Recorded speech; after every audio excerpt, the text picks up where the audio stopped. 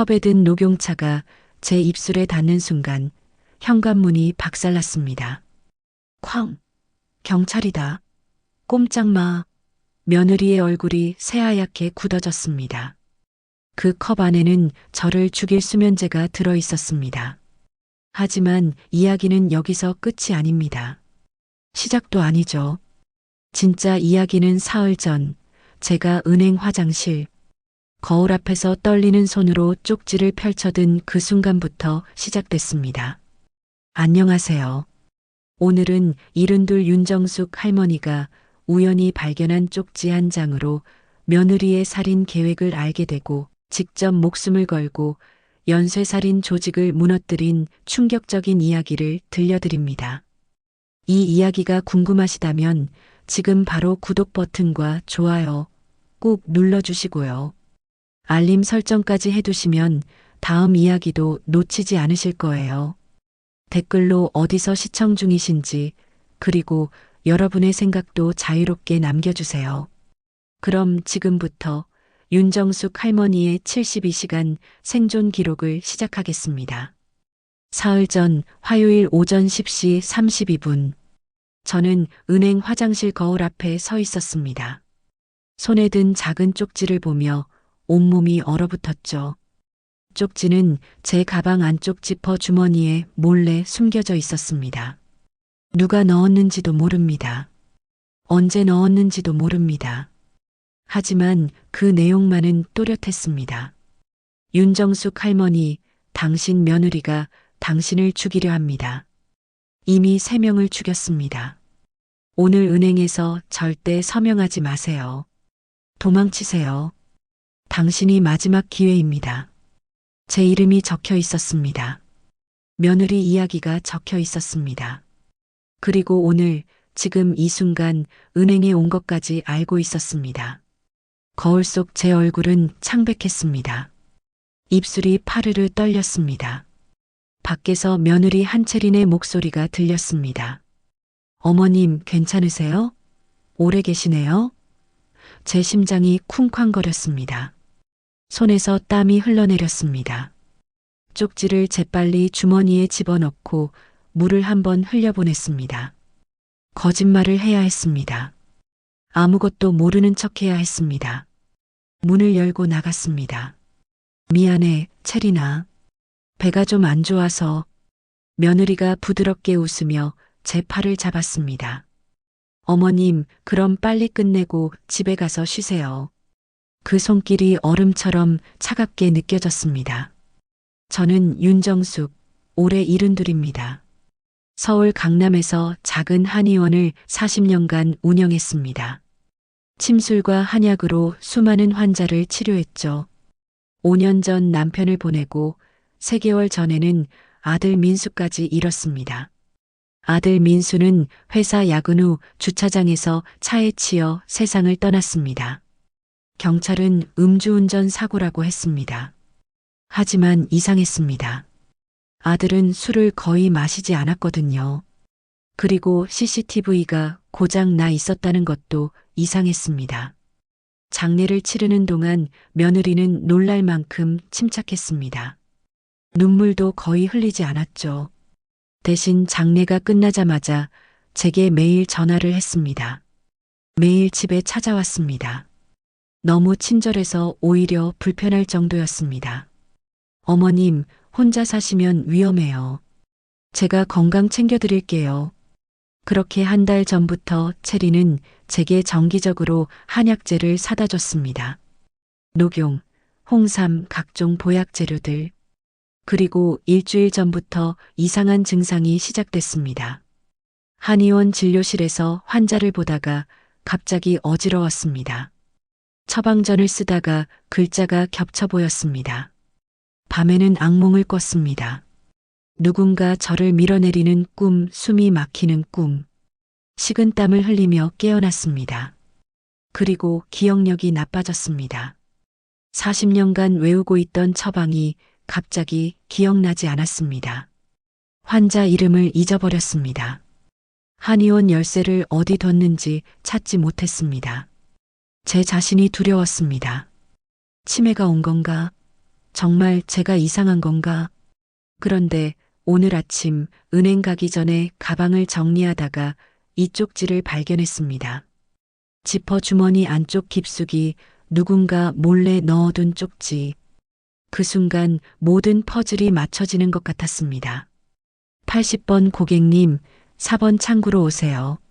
전광판에 기계음이 울렸습니다. 제 대기번호였습니다. 며느리가 제 팔을 꽉 잡았습니다. 어머님 가요. 빨리 끝내요. 저는 떨리는 다리로 걸었습니다. 4번 창구 앞에 앉았습니다. 30대 중반의 여직원이 컴퓨터를 보며 물었습니다. 어떻게 오셨어요? 며느리가 제 대신 대답했습니다. 어머님 통장 정리하러 왔어요. 최근에 기억력이 많이 안 좋아지셔서요. 직원이 저를 바라봤습니다. 그 눈빛에 뭔가 이상한 감정이 스쳤습니다. 동정? 아니면 다른 무언가? 할머니, 신분증하고 통장 주세요. 저는 가방에서 통장을 꺼냈습니다. 손이 떨렸습니다. 며느리가 봉투에서 서류를 꺼내 직원에게 건넸습니다. 이것도 함께 처리해 주세요. 직원이 서류를 펼쳐봤습니다. 그 순간 직원의 얼굴이 굳어지는 게 보였습니다. 눈이 커졌습니다. 입술이 파르르 떨렸습니다. 잠시만요. 확인 좀 해볼게요. 직원이 자리에서 일어나 안쪽으로 들어갔습니다. 5분이 지났습니다. 며느리가 초조하게 시계를 봤습니다. 왜 이렇게 오래 걸리지? 저는 대답하지 않았습니다. 가슴이 터질 것 같았습니다. 직원이 다시 돌아왔습니다. 자리에 앉더니 말했습니다. 할머니, 이 서류는 재산관리 위임 동의서예요. 서명하시면 통장 관리를 제3자에게 전부 넘기시는 거예요. 정말 하시겠어요? 며느리가 끼어들었습니다. 어머님이 요즘 깜빡깜빡하셔서 제가 대신 관리해 드리려고요. 은행에서도 권장하는 제도잖아요. 직원이 저를 똑바로 바라봤습니다. 할머니, 본인 의사가 확실하세요? 그 눈빛, 그 절박한 눈빛. 순간 저는 깨달았습니다. 쪽지를 넣은 사람이 이 직원이라는 것을, 이 사람이 저를 구하려 한다는 것을. 하지만 며느리가 바로 옆에 앉아 있었습니다. 뒷좌석에는 처음 보는 남자 2명이 앉아서 저를 주시하고 있었습니다. 제가 거부하면 어떻게 될까요? 며느리가 어떻게 나올까요? 그 남자들은 누구일까요? 심장이 미친 듯이 뛰었습니다. 머릿속이 하얘졌습니다. 72년을 살면서 이렇게 공포를 느껴본 적이 없었습니다. 제 목소리가 떨렸습니다. 그때였습니다. 직원이 실수한 척 볼펜을 바닥에 떨어뜨렸습니다. 몸을 숙이며 제 발밑에 작은 메모지를 떨어뜨렸습니다. 며느리는 보지 못했습니다. 저는 재빨리 메모지를 주워 손바닥에 숨겼습니다. 화장실 다녀올게요. 급해요. 벌떡 일어섰습니다. 어머님, 서명만 하시고 가세요. 금방이잖아요. 며느리가 제 팔을 잡았습니다. 안 돼, 지금 너무 급해. 저는 팔을 뿌리치고 화장실로 뛰었습니다. 뒤에서 며느리가 뭔가 소리쳤지만 듣지 않았습니다.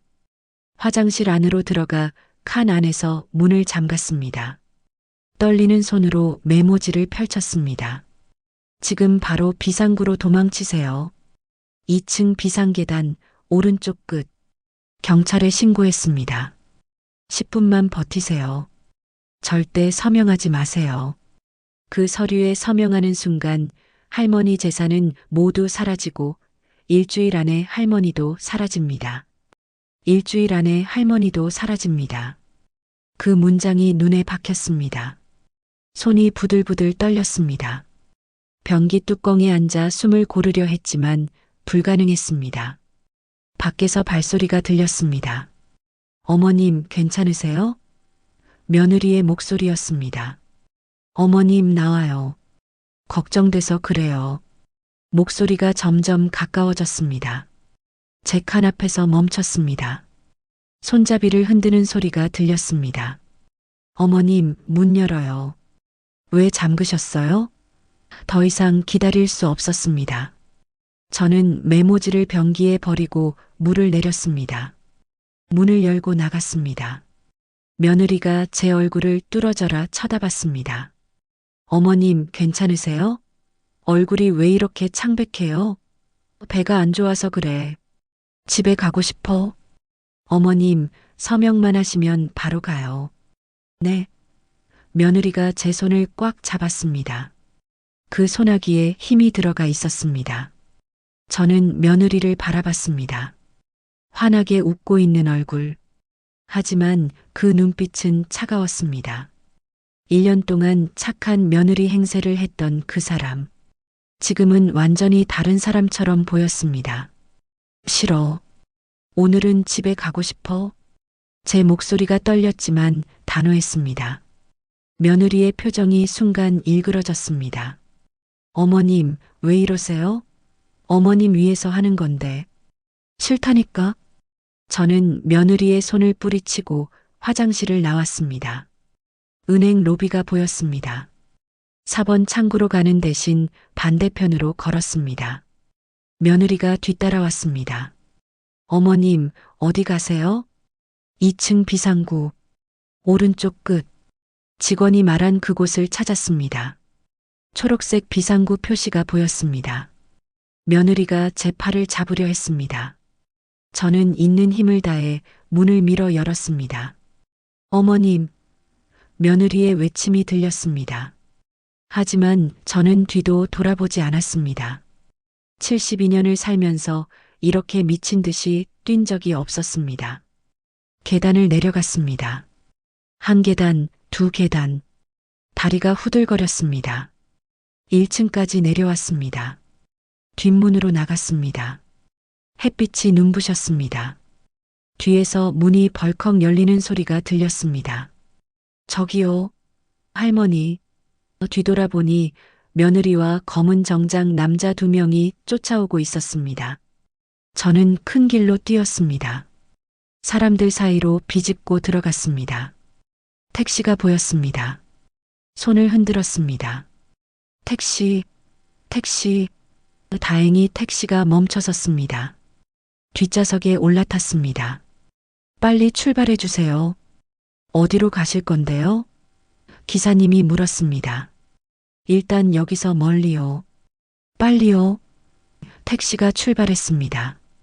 뒷유리로 보니 며느리가 길 한가운데 서서 제 택시를 노려보고 있었습니다. 그 표정, 그 차가운 표정, 완전히 다른 사람이었습니다. 저는 주저앉으며 가슴을 쓸어내렸습니다. 가방을 열어봤습니다. 통장과 도장이 그대로 있었습니다. 제 전 재산 18억이 든 통장, 한의원 건물값 15억과 예금 3억. 남편과 제가 평생 모은 돈이었습니다. 핸드폰이 울렸습니다. 며느리였습니다. 받지 않았습니다. 끊기고 또 걸려왔습니다. 문자도 쏟아졌습니다. 어머님, 어디 가세요? 걱정돼요. 어머님, 전화 좀 받으세요. 어머님, 요즘 정신이 많이 안 좋으시죠? 병원 가야 해요. 마지막 문자를 보는 순간 온몸에 소름이 돋았습니다. 며느리가 벌써 저를 정신 이상자로 만들 준비를 하고 있었던 겁니다. 제가 도망친 걸 치매 환자의 가출로 둔갑시킬 준비를요. 택시 기사님이 물었습니다. 할머니, 괜찮으세요?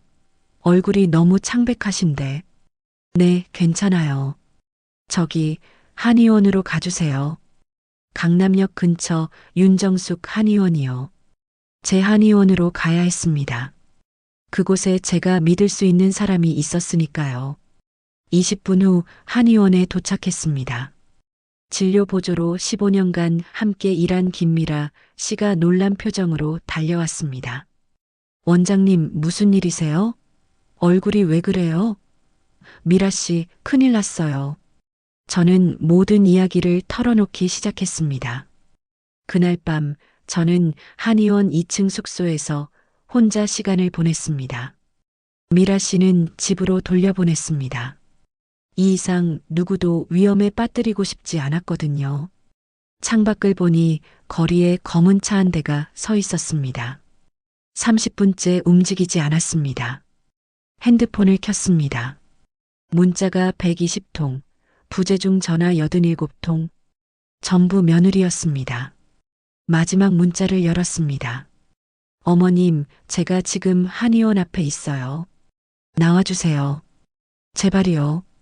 어머님이 걱정돼서 잠도 못 자고 있어요. 창밖을 다시 봤습니다. 그 검은 차, 며느리 차였습니다. 가슴이 철렁했습니다.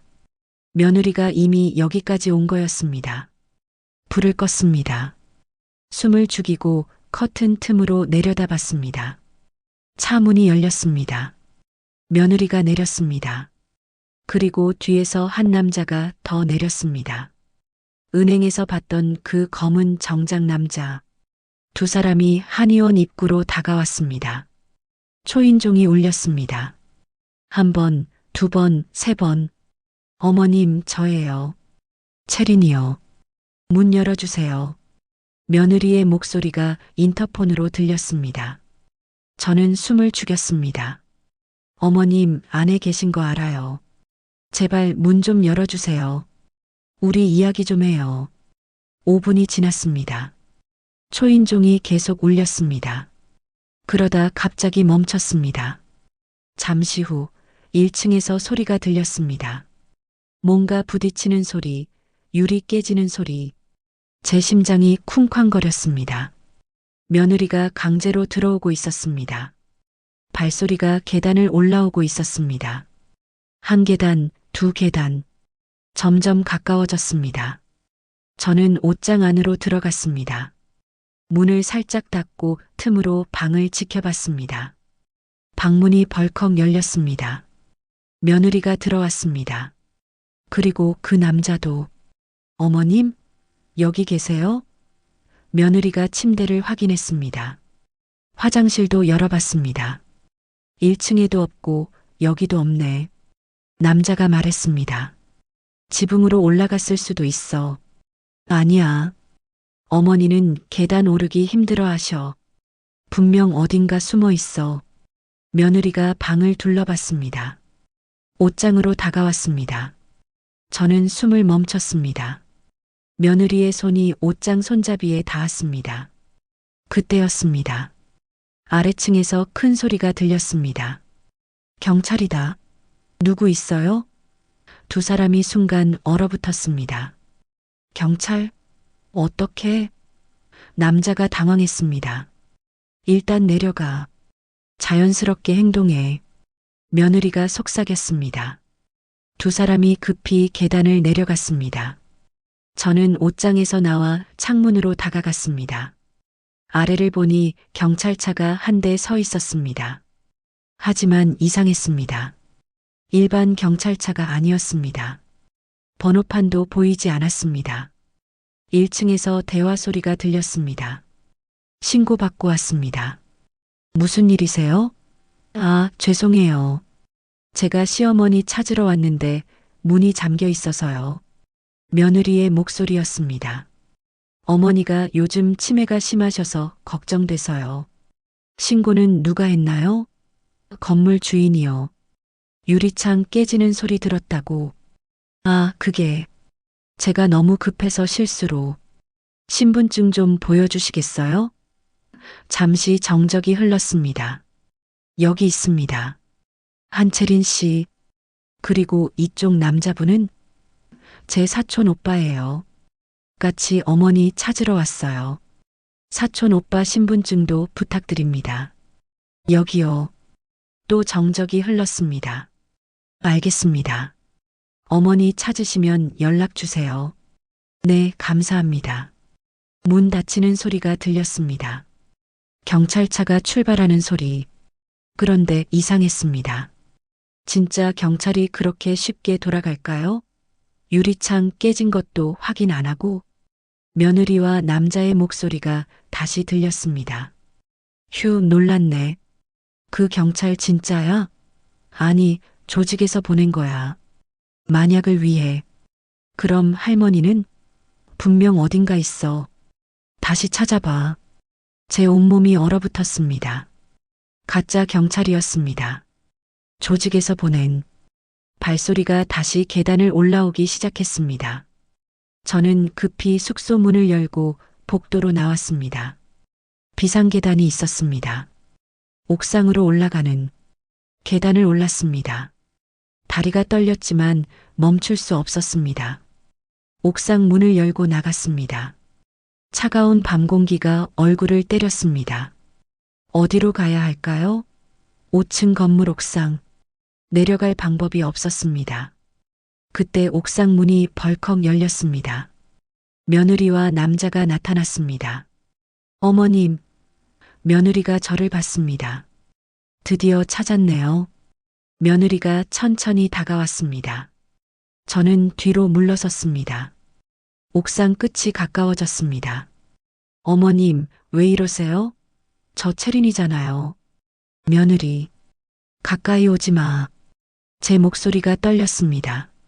어머님, 요즘 정말 많이 안 좋으신 것 같아요. 병원 가셔야 해요. 제가 좋은 병원 알아요. 난 안 가. 넌 날 죽이려고 했어. 어머님, 며느리의 목소리가 높아졌습니다.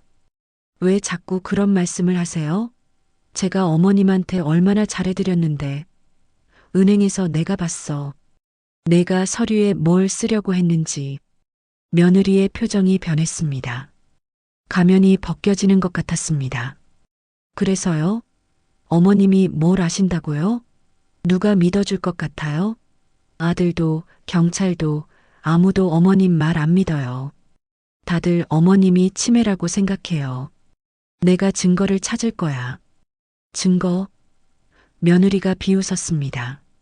무슨 증거요? 저 그냥 효도했을 뿐이에요. 매일 찾아뵙고 약 사다 드리고 병원 모시고 다니고 완벽한 며느리였죠. 민재야. 며느리가 남자를 불렀습니다. 어머님 좀 모셔와. 저희가 병원 모시고 가야겠어. 남자가 저를 향해 다가왔습니다. 저는 더 뒤로 물러섰습니다. 옥상 난간이 등에 닿았습니다. 더 이상 갈 곳이 없었습니다.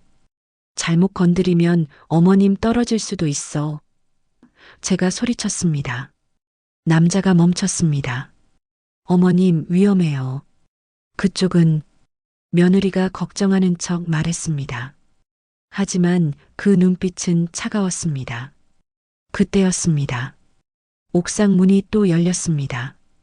30대 중반의 여자가 숨을 헐떡이며 나타났습니다. 할머니, 은행에서 봤던 그 직원 박수진이었습니다. 당신 누구야? 며느리가 수진을 봤습니다. 저는 박수진이에요. 은행 직원이었고. 은행 직원? 네, 오늘 할머니한테 쪽지 준 사람이에요.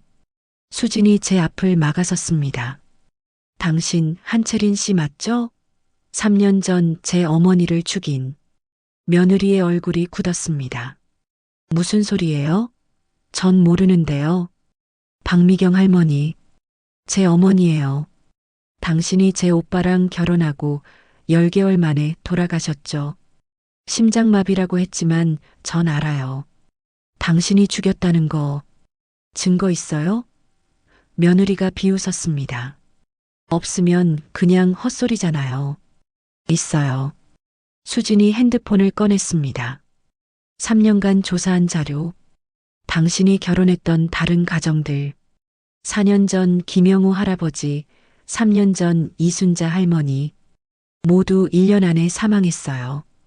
그리고 이건 오늘 은행에서 당신이 제출한 서류, 재산관리 위임 동의서, 할머니 재산 18억을 당신 명의로 넘기려던 거죠.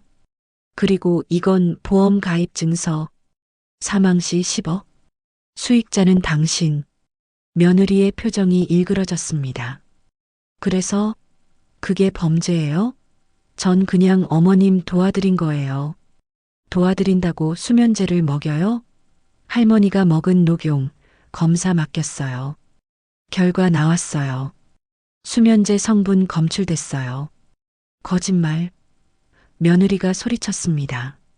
당신이 조작한 거잖아. 조작 아니에요. 할머니가 며칠 전에 먹고 남은 녹용 미리 챙겨뒀거든요.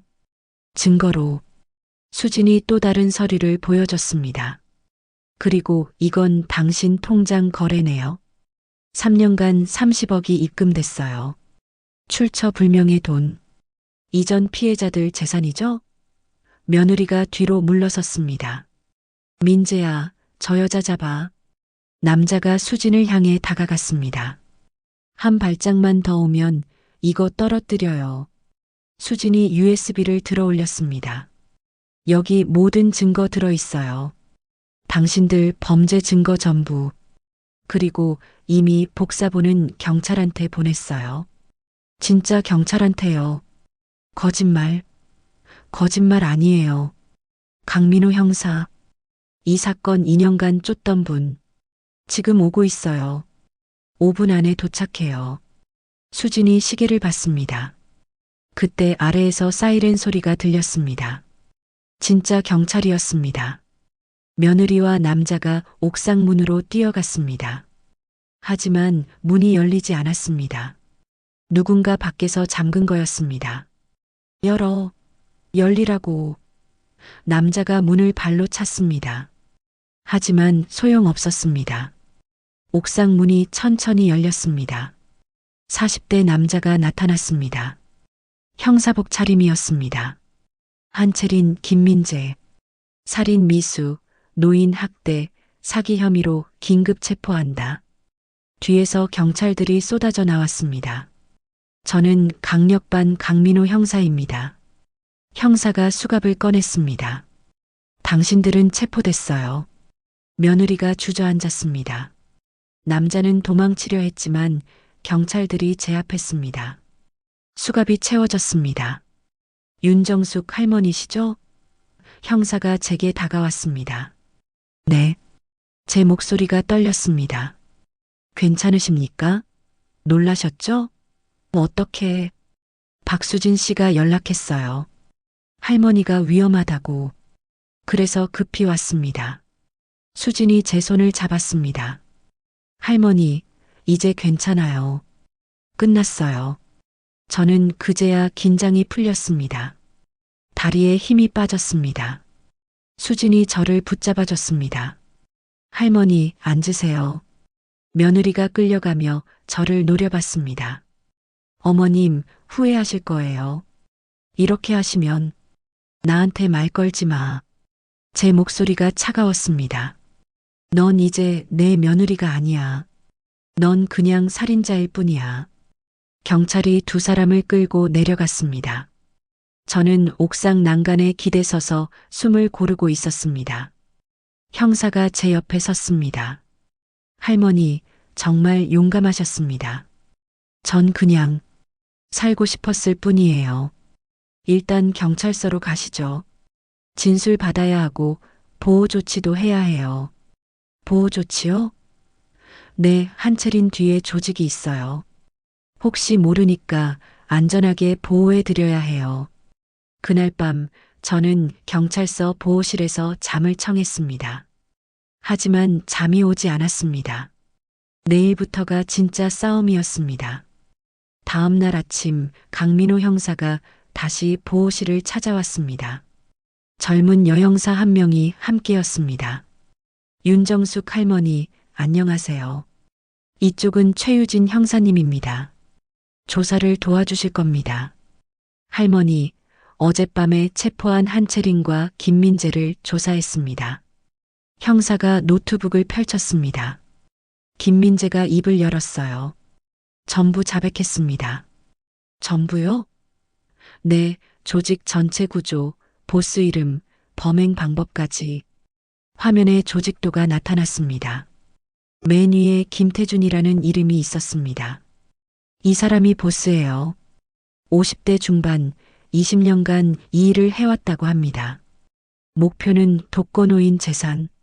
최소 20건 이상의 범죄에 연루되어 있어요. 20건이요?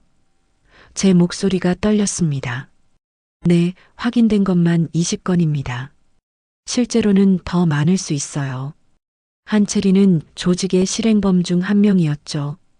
결혼 사기 전문이었습니다. 형사가 다른 파일을 열었습니다.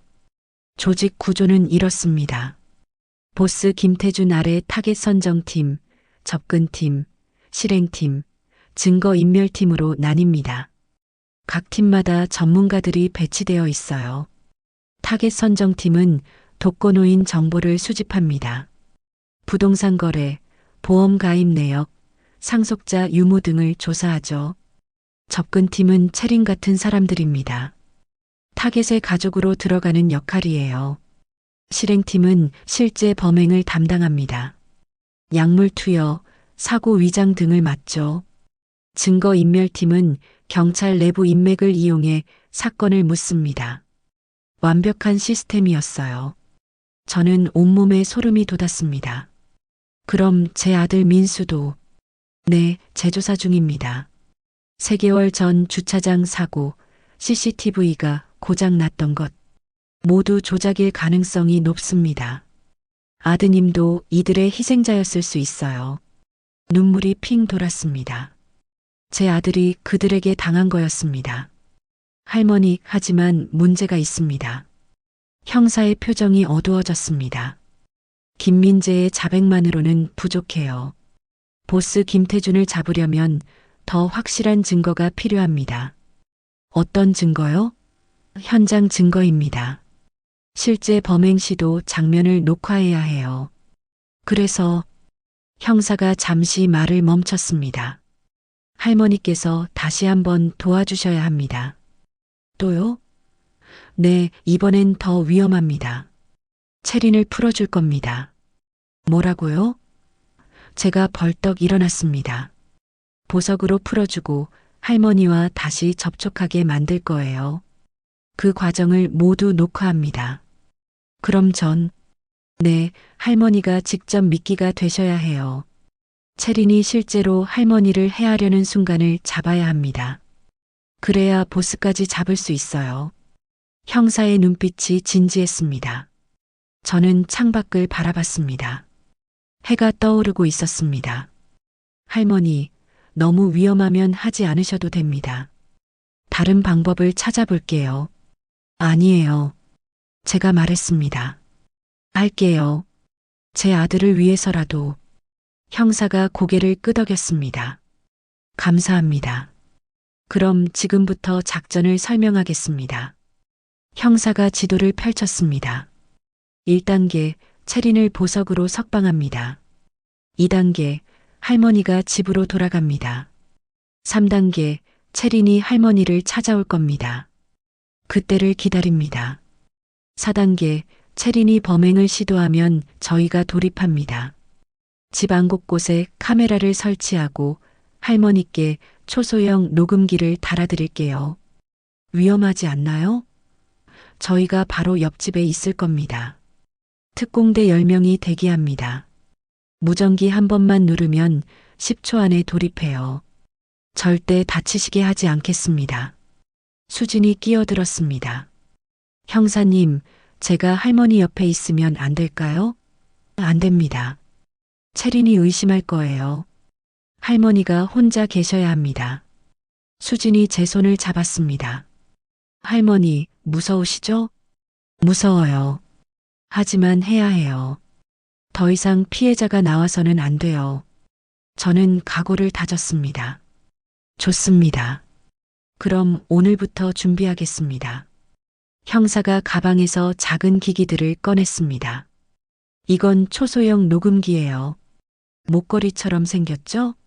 여기 작은 버튼 누르면 녹음 시작돼요. 그리고 이건 안경형 카메라. 렌즈 테두리에 초소형 카메라가 숨어 있어요. 이 기기들은 와이파이로 실시간 전송됩니다. 그날 오후 한채린이 보석으로 석방됐습니다. 저는 경찰차를 타고 집으로 돌아왔습니다. 40년을 산 집이었습니다. 남편과 함께, 아들과 함께. 하지만 지금은 함정이 되어 있었습니다. 형사들이 집 안 곳곳에 카메라를 설치했습니다. 거실, 부엌, 안방, 화장실까지.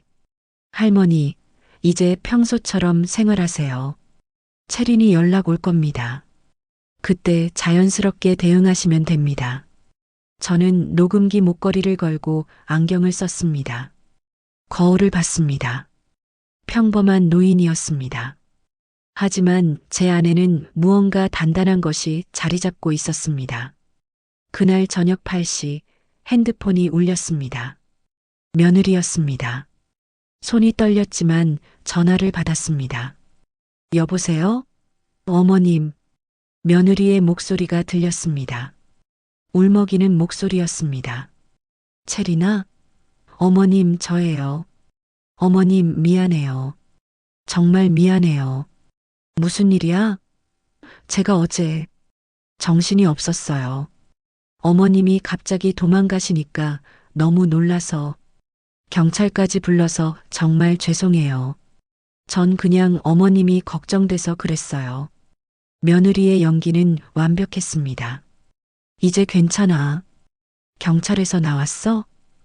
네, 오해가 풀렸어요. 전 어머님을 해칠 생각이 전혀 없었다는 게 밝혀졌어요. 어머님, 제가 지금 가도 될까요? 어머님 얼굴 보고 싶어요. 지금? 네, 지금 바로 가고 싶어요. 어머님한테 사과하고 싶어요. 저는 옆집에 대기 중인 형사를 생각했습니다. 그래 와. 이야기 좀 하자. 정말요? 감사해요, 어머님. 30분 안에 갈게요. 전화가 끊겼습니다. 저는 숨을 깊이 들이마셨습니다. 창밖을 보니 옆집 2층 창문에서 누군가 저를 지켜보고 있었습니다. 강민호 형사였습니다. 손을 들어 엄지를 치켜 세웠습니다. 잘하고 있다는 신호였습니다. 25분 후 초인종이 울렸습니다. 인터폰 화면을 보니 며느리가 서 있었습니다. 혼자였습니다. 현관문을 열었습니다. 어머님, 며느리가 달려와 저를 안았습니다. 어머님, 정말 걱정했어요. 며느리의 품에서 향수 냄새가 났습니다. 평소와 같은 냄새였습니다. 들어와. 네, 어머님. 며느리가 신발을 벗고 거실로 들어왔습니다. 소파에 앉았습니다. 가방을 옆에 놓았습니다. 어머님, 진짜 죄송해요. 제가 너무 조급했어요. 어머님 건강이 걱정돼서 은행에서 통장 정리하려던 건데 제가 방법이 잘못됐나 봐요. 며느리가 고개를 숙였습니다. 괜찮아. 이제 다 지나간 일이야. 어머님, 며느리가 제 손을 잡았습니다. 그런데 어머님, 요즘 진짜 많이 피곤하시죠? 어제도 은행에서 갑자기 이상하게 행동하시고. 이상하게? 난 정상이었어. 어머님, 경찰도 그러시던데요. 어머님이 요즘 깜빡깜빡 하신다고. 병원 한번 가보시는 게 어때요? 난 안 가. 어머님, 며느리가 가방에서 뭔가를 꺼냈습니다. 제가 오늘 녹용 가져왔어요. 어머님 좋아하시잖아요. 제가 지금 차 끓여드릴게요. 녹용. 제 심장이 쿵쾅거렸습니다. 아니야, 괜찮아. 피곤해서 그냥 쉬고 싶어. 안 돼요, 어머님. 녹용 드셔야 기운 나셔요. 금방 끓여드릴게요. 며느리가 일어나 주방으로 향했습니다. 저는 안경 너머로 며느리를 지켜봤습니다. 주전자에 물을 끓이기 시작했습니다. 며느리가 녹용을 넣고 차를 우렸습니다. 그리고 주위를 살폈습니다. 제가 안 보는 것 같자 가방에서 작은 약병을 꺼냈습니다. 하얀 가루가 든 약병. 며느리가 재빨리 차에 가루를 털어 넣었습니다. 모든 장면이 카메라에 찍히고 있었습니다. 옆집에서 형사들이 지켜보고 있었습니다. 어머님, 다 됐어요. 며느리가 컵을 들고 왔습니다. 김이 모락모락 올라왔습니다. 드세요, 어머님. 뜨거우니까 조심하시고요. 며느리가 제 손에 컵을 쥐어줬습니다. 고마워, 채린아. 천천히 드세요. 제가 옆에서 지켜볼게요. 며느리가 제 옆에 바짝 붙어 앉았습니다. 저는 컵을 들어 올렸습니다. 손이 떨렸습니다. 컵이 입술에 가까워졌습니다. 이제 조금만 더. 컵이 입술에 닿는 순간 쾅! 현관문이 박살나며 경찰들이 돌입했습니다. 꼼짝 마. 경찰이다. 강민호 형사가 소리쳤습니다. 며느리가 벌떡 일어났습니다. 뭐예요? 얼굴이 새하얗게 질렸습니다. 한채린, 살인 미수, 노인 학대, 보험 사기 혐의로 긴급 체포한다. 형사가 며느리에게 수갑을 채웠습니다. 무슨 소리예요? 저 그냥 어머님한테 녹용차 드리려고. 녹용차에 수면제 탄 거 다 찍혔어. 카메라 봐. 형사가 노트북을 펼쳤습니다. 화면에는 며느리가 가방에서 약병을 꺼내 차에 타는 장면이 선명하게 재생되고 있었습니다. 주위를 살피는 모습, 재빨리 가루를 털어넣는 모습, 모든 게 찍혀 있었습니다. 며느리의 얼굴이 회색으로 변했습니다. 이건, 그리고 김민재가 전부 자백했어. 조직 보스 김태준, 20년간 20건 이상의 살인. 너도 그중 한 명이지. 형사가 서류를 펼쳤습니다. 넌 이미 4명의 노인을 죽였어. 4년 전 김영우 할아버지, 3년 전 이순자 할머니, 2년 전 박미경 할머니, 그리고 이번이 윤정숙 할머니. 4번째였어. 며느리가 주저앉았습니다. 어머님, 며느리가 저를 바라보며 울먹였습니다. 어머님, 저 정말 미안해요. 전 그냥, 그만해. 제 목소리가 차갑게 식어 있었습니다. 더 이상 연기하지 마. 넌 이제 내 며느리가 아니야. 경찰이 며느리를 끌고 나갔습니다. 저는 소파에 주저앉았습니다. 끝났습니다. 수진이 달려왔습니다. 할머니, 해냈어요. 수진아. 저도 눈물이 흘러내렸습니다. 할머니, 좋은 소식이 있습니다. 강민호 형사가 다가왔습니다. 김민재의 증언과 오늘 현장 증거로 보스 김태준 체포 영장이 나왔습니다. 지금 특공대가 출동했어요. 30분 후 형사 핸드폰이 울렸습니다. 네, 수고하셨습니다. 통화를 끝내고 저를 보며 엄지를 치켜 세웠습니다. 성공했습니다. 김태준 포함 조직원 12명 전원 체포했어요. 이제 정말 끝났습니다. 2개월 후 법정. 한채린, 김민재, 김태준 그리고 조직원 전원이 피고석에 앉아 있었습니다. 판사가 판결문을 읽었습니다. 피고인 김태준, 살인 교사로 무기징역. 피고인 한채린, 살인죄로 무기징역. 조직원 전원 징역 10년에서 25년. 방청석에서 탄성이 터졌습니다. 저는 수진의 손을 꽉 잡았습니다. 할머니, 우리가 이겼어요. 수진이 눈물을 흘렸습니다. 법정을 나서는데 기자들이 몰려들었습니다. 할머니, 한 말씀 해주세요. 포기하지 마세요. 나이가 많다고, 약하다고 포기하지 마세요. 정의는 반드시 승리합니다. 3개월 후 저는 한의원을 다시 열었습니다. 아들 민수의 사건도 재조사가 끝났습니다. 역시 조직의 범행이었습니다. 어느 토요일 아들 준석이 한의원을 찾아왔습니다. 엄마, 오늘은 제가 청소할게요. 준석아, 괜찮아. 아니에요. 이제부터 주말마다 도와드릴게요.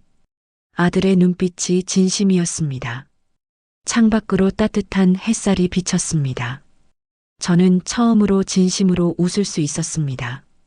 72년을 살면서 가장 힘든 시간이었지만 동시에 가장 용감했던 시간이기도 했습니다. 그리고 이제 진짜 평화가 찾아왔습니다. 여러분, 윤정숙 할머니의 72시간 생존 기록 어떠셨나요? 은행 직원 박수진의 작은 용기가 한 사람의 목숨을 구했고 할머니의 포기하지 않는 용기가 정의를 실현했습니다. 이 이야기가 도움이 되셨다면 구독과 좋아요, 알림 설정 꾹 눌러주세요. 댓글로 여러분의 생각을 들려주시고요. 다음 이야기도 기대해 주세요. 여러분 모두 건강하시고 행복하세요. 감사합니다.